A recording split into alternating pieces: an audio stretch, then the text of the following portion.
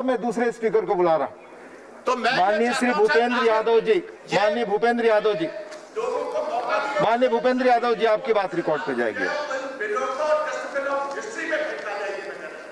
माननीय भूपेंद्र यादव। धन्यवाद उपसभापति महोदय। मैं बाजवा साहब को बड़ी गंभीरता से सुन रहा था। वो पंजाब से आते हैं, मैं मूलतः हरियाणा से आता हूं। 70 के दशक में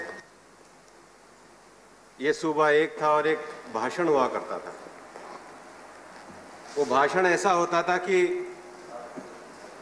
जब भाखड़ा नंगल डैम बना तो कुछ नेताओं ने भाषण देना शुरू किया कि पानी में से बिजली ऐसे निकाल ली जाएगी जैसे दूध और दही में से मक्खन निकाल लिया जाता है और बिना ताकत का पानी किसानों को चला जाएगा। और आज ना वो नेता रहे ना उनके विषय रहे, देश आगे बढ़ गया है।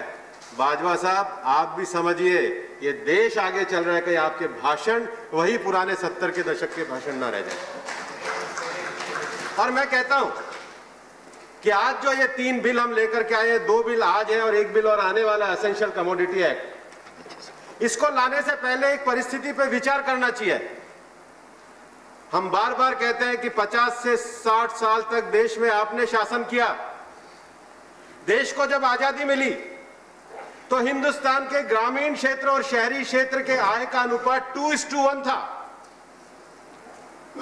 शहर वाले आदमी को अगर 2 रुपए मिलते थे तो गांव वाले आदमी को 1 रुपया मिलते थे।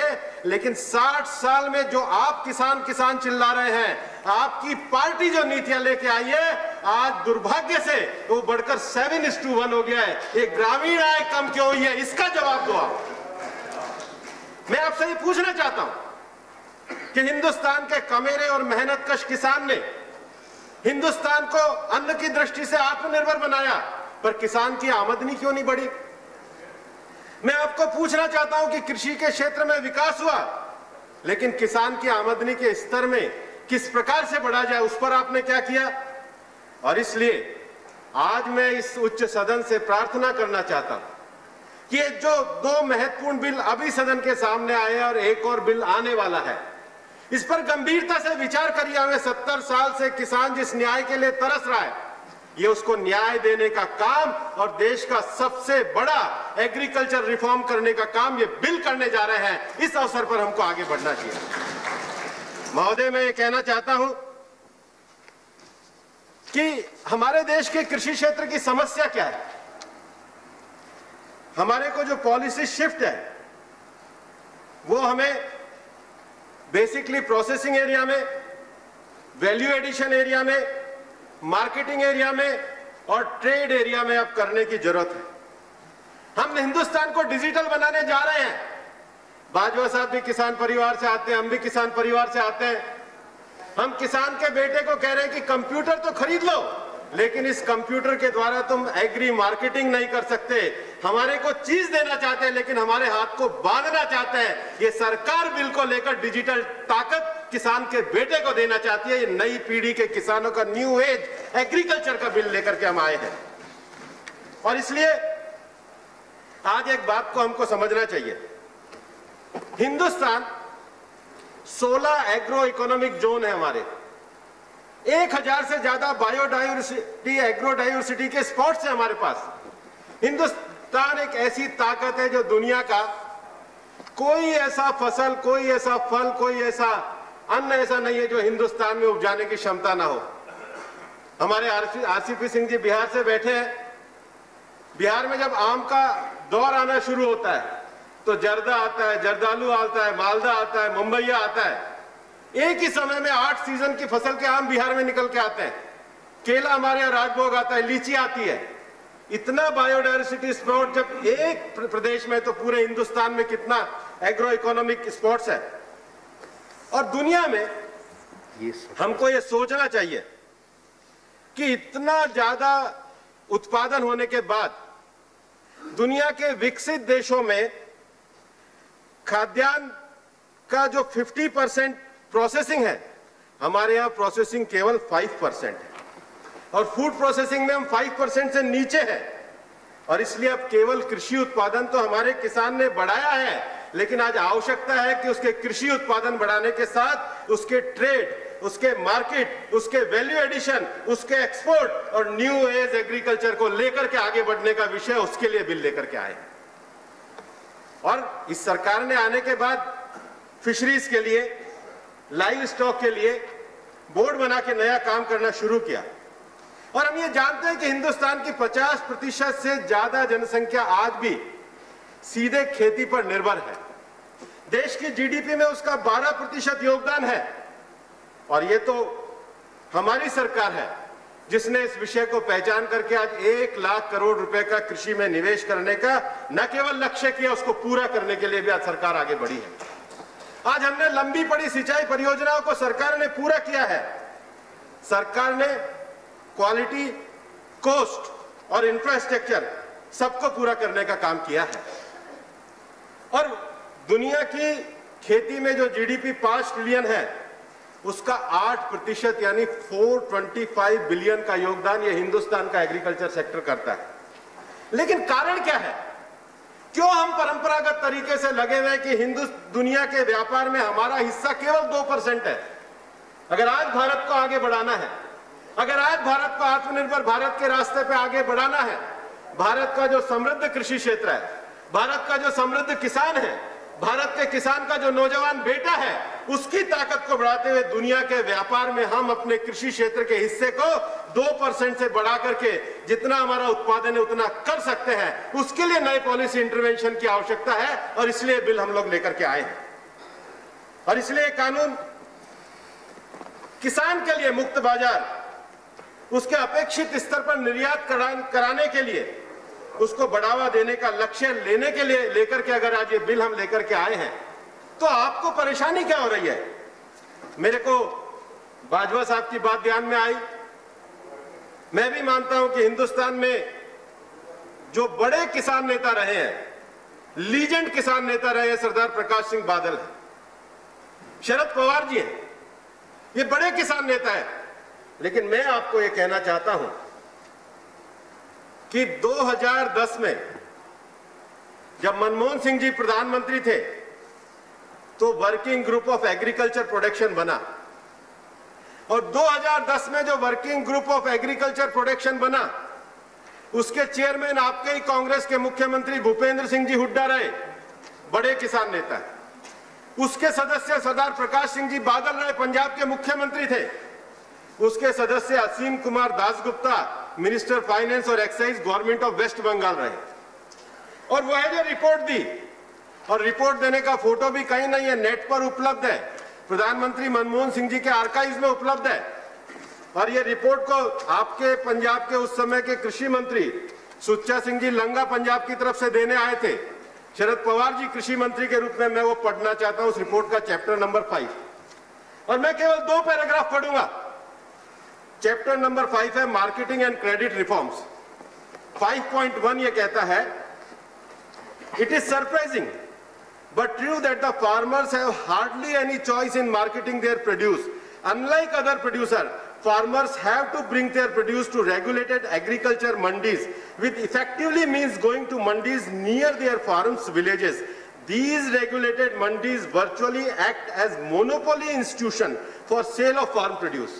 तो एकाधिकारवादी किसका था? ये तो मंडीज का है, ये आपकी रिपोर्ट कह रही है। In the absence of credit and storage facilities, farmers are forced to go to distressed sale of their produce. Thus, a suitable change in this system is required. ये रिकमेंडेशन किसकी है? और उसके बाद 5.13 इस रिपोर्ट का जो कंक्लूजिंग पार्ट है, वो 5.13 में कहते हैं, the market for agriculture produce must be immediately freed of all sorts of restriction on movement, trading, stocking, finance, export, etc. No monopoly, including that of APMC or corporate licenses, should be allowed to restrict the market. The concept of farmers' markets, where farmers can freely sell to consume directly, must be promoted. The use of Essential Commodities Act should be made only in times of emergency and it must be decided in consultation with the state government. मुझे बताइए, ये report आपकी है, ये conclusion आपके हैं, तो आज आप देश के साथ राजनीति क्यों कर रहे हैं? और वेणुगोपाल जी, आप कह रहे हैं कि आपने इंप्लीमेंट किया। जब सिटीजनशिप अमेंडमेंट एक्ट आया था, आपके ही मनमोहन सिंह जी ने यहाँ खड़े होकर के कहा था कि शरणार्थियों के लिए कानून बनना चाहिए। आप अपने प्रधानमंत्री की नहीं मानते, आप दुनिया की क्या मानोगे? आज आप देश के किसानों के साथ इतना बड़ा अन्याय करने जा रहे हैं, केवल अपनी राजनीति के लिए। केवल राजनीति के लिए आप किसान के बेटे को रोकना चाह रहे हैं। आज देश के किसानों के नौजवान ये जानते हैं कि हम डिजिटल ताकत से आगे बढ़ सकते हैं। वो आपके यहाँ नौकरी करने आ सकता है, लेकिन आप उसको स्वयं अपने पैरों पर खड़े होने नहीं देना चाहते। देश इस राजनीति को समझता है और 10 साल तक ये रिपोर्ट आप कह रहे हैं, आपने क्यों नहीं इसको एंडोर्स किया? आप देश को चलाने की बात करते हैं। 1960 में इस देश में लॉ कमीशन ने बैंकरप्सी के लिए रिपोर्ट दी थी। 2016 में हम बैंकरप्सी कानून लाए। आपके लोग देश के बैंकों को खाकर देश के बैंकों को दिवालिया करके चले गए। चीजों को बनाने का, योजना करने का, इंप्लीमेंट करने का अगर मादा है तो प्रधानमंत्री नरेंद्र मोदी जी के नेतृत्व में ये हमारी सरकार ने किया। और इसलिए मैं ये कहना चाहता हूं कि आज हम इस बिल के माध्यम से किसानों को उत्पादन करने के अपने सर्वोत्तम प्रयासों के साथ अपना योगदान दे रहे हैं। और क्या यह सच नहीं है कि जिस रिपोर्ट, आपकी रिपोर्ट में कहा गया कि बाजार में एकाधिकारवादी प्रवृत्तियां हैं, आप इससे आज अपनी जिम्मेदारी से इनकार कैसे कर सकते हो? और इसलिए महोदय, मैं कहना चाहता हूं कि दुर्भाग्य से हमारा जो विपक्ष है वो केवल नकारात्मकता को देखता है। आप हिंदुस्तान के एग्रीकल्चर सेक्टर में किसान के प्रोड्यूस करने की तो क्षमता ही है, हिंदुस्तान के इंफ्रास्ट्रक्चर को हम कहां ले जा सकते हैं उसके बारे में भी विचार करिए। महोदय, आज ICAR जैसा हमारे पास दुनिया का विश्व स्तरीय वैज्ञानिक इंस्टीट्यूशन है। आज हमारे देश के पास 80 एग्रीकल्चर यूनिवर्सिटी हैं। आज हमारे देश में 150 एग्रीकल्चर सेक्टर में रिसर्च इंस्टीट्यूट है। हम इस ताकत को लेकर के दुनिया में अपने व्यापार को बढ़ाने के लिए, एग्रीकल्चर को बढ़ाने के लिए, मार्केटिंग को बढ़ाने के लिए, प्रोड्यूसर्स को बढ़ाने के लिए हम काम क्यों नहीं कर सकते हैं? यह इंफ्रास्ट्रक्चर हमारे किसान को दुनिया के बाजार में किसी भी प्रकार का मुकाबला करने का एक अवसर प्रदान करता है। और इस अवसर को लेने के लिए, इस बुनियादी ढांचे को आगे बढ़ाने के लिए आज जो लोग सवाल उठा रहे हैं, क्या वो बताएंगे कि आपने अपने समय में सार्वजनिक निजी भागीदारी को कितना बढ़ावा दिया? जितनी हमारे कृषि क्षेत्र को जरूरत थी, आपने शायद ये करने का प्रयास नहीं किया। और इसीलिए कम पूंजी निर्माण और निजी क्षेत्र के निवेश की कमी के परिणाम स्वरूप कृषि क्षेत्र में आपके समय में सार्वजनिक निवेश 5% से भी नीचे हो गया। इस जिम्मेदारी से कैसे भागोगे? आप किसान को बरगला नहीं सकते। आपको उससे आगे आकर के एक नई ताकत के साथ किसानों को नए तरीके से अपनी जिम्मेदारियों को बताना होगा। आपको यह बताना होगा कि कृषि क्षेत्र का बुनियादी ढांचा आपके समय से कमजोर क्यों रहा। और इसलिए हमने इन 3 बिलों को लाने का कारण, हम अपने कृषि और किसानों को लाभान्वित करने के लिए, उनको अधिक निवेश देने के लिए, उनकी भागीदारी को बढ़ाने के लिए और उनकी जो वस्तुएं और उत्पाद है उनका मूल्य संवर्धन करने के लिए हम ये लेकर आए। तो आप इसका विरोध क्यों कर रहे हैं? क्या आप इसलिए विरोध कर रहे हो कि कृषि क्षेत्र में किसान के हाथ में पूंजी की ताकत नहीं आनी चाहिए? महोदय, इस देश के किसान को और इस देश के कृषि क्षेत्र की सबसे बड़ी समस्या क्या रही? इस देश के कृषि क्षेत्र की सबसे बड़ी समस्या रही कि हमारे यहाँ प्रॉपर बजट का आवंटन नहीं हुआ। और मैं बड़े विश्वास के साथ आपको कह रहा हूं कि 2009 से 2014 के दौरान कृषि क्षेत्र के बजट में, आपके समय में 9 से 14 में कृषि क्षेत्र के बजट में केवल 8.5% की वृद्धि हुई थी, जबकि 2014 से 2019 में हमारी सरकार ने कृषि क्षेत्र में 38.8% की वृद्धि करके कृषि क्षेत्र को ताकत बनाने का काम किया है। ये हमारी सरकार का कमिटमेंट है, ये हमारी सरकार का कमिटमेंट है और इसलिए इस कमिटमेंट पर हम आगे बढ़ने का काम कर रहे हैं।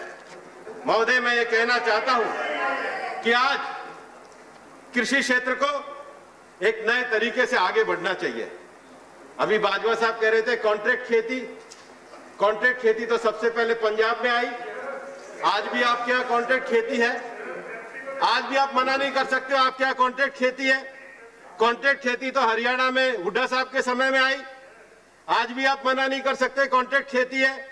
और कॉन्ट्रैक्ट खेती का जो ऑर्डिनेंस है वो तो अभी तमिलनाडु में भी है और उड़ीसा में भी है। हम कोई किसान की जमीन को नहीं दे रहे, हम उसका व्यापार, उसकी सेवा, उसकी ताकत, उसमें हम पूंजी निवेश को बढ़ाने की बात कर रहे हैं।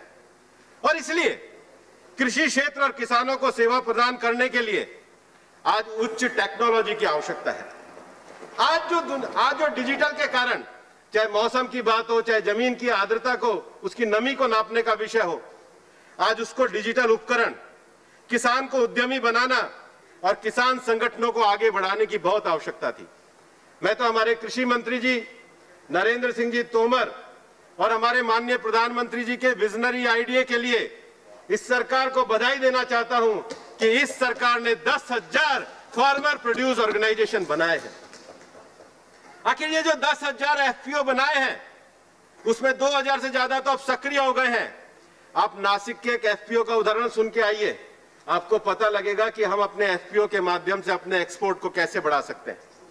और मैं सरकार को इस बात की भी बधाई देना चाहता हूं कि कृषि क्षेत्र से जहां पलायन जारी था, इस सरकार के आने के बाद आज युवा स्नातक 1,000 से ज्यादा एग्रो स्टार्टअप बनाए गए हैं, जो इस सरकार ने कृषि में नए निवेश और रोजगार को बढ़ाने के लिए काम बढ़ाया। आखिर हम ये एफपीओ बना रहे हैं, हम ये एग्रो स्टार्टअप बना रहे हैं और हम किसान को बांध के रखना चाहते हैं। आपको केवल बड़े लोग दिखते हैं, आपको नौजवान नहीं दिखते जो आईआईटी, आईआईएम करके वापस से अपने गांव में अपने किसान को, अपनी ताकत को, अपनी डिजिटल चीज से जोड़ करके अपनी किसानी को आगे बढ़ाना चाहते हैं।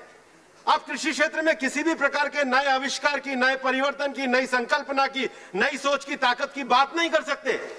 आपके लिए किसान केवल एक वोट बैंक है, आप सबको वोट बैंक देखते हैं। हमारे लिए किसान इस देश को आगे बढ़ाने वाला एक स्वाभिमानी समाज है, जिसको ताकत देना और डिजिटल से जोड़ना ये हमारी ताकत। आप इस बिल का पूरा अध्ययन करिए। आप ये कहते हैं कि साहब एमएसपी खत्म हो जाएगा। बाजवा साहब, आप 2022 तक है, अभी तो ये मानसून सेशन है, इसके बाद विंटर सेशन आएगा, खरीफ की फसल आई हुई है। मैंने अपने कल गांव में फोन किया, बाजरा तैयार है, बाजरा आने वाला है, अक्टूबर में इसको एमएसपी मिलेगी और विंटर सेशन में बताएंगे कि आपने कितने झूठ बोला। और मैं तो नरेंद्र सिंह जी तोमर से ये निवेदन करूंगा कि सदन में जो पॉइंट ऑफ ऑर्डर है वो केवल एक दिन के लिए मांगा जाता है।